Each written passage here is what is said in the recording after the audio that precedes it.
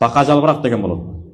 Ошону 15-20 күн ач карын сууга, музак сууга таза чайкап алып, эртемен кечкисин жеп койсо Кудайдын буйругу менен ашкадандагы жаралар калбайт экен. Сонун болуп чекчейип тазаланат. Имам Суютидің атайын бізде кітабы бар, дарышылық бойынша.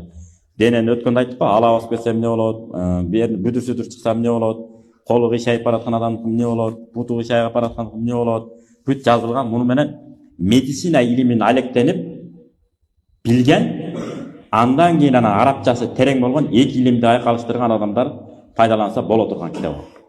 Ана медицина жағынан маалыматы болбой туруп, аны мен колдоном десе, кейбір адамдар оғош бетер, андан өтө май кылып коюш коркунуч бар. Ошон үчүн этияттаңыздар. Кесиби медик болбогон адамдардан хижама алдырбаңыздар деп өткөндө айтып атканыбыз ошол. Мөдө кесилбей турган жерлерде бездер бар, билинбеген. Ошолорду кесип койсо, мына көздөр мит-мит болуп калат, кыймылдамоо болуп калат, башка болуп калат, ар кандай. Ошон үчүн кесиби дарыгер, мединститутта окуган, чокуган, андан кийин ана хижама окуусун окуп келген болсо, ошондон ана кан алдырсак болот.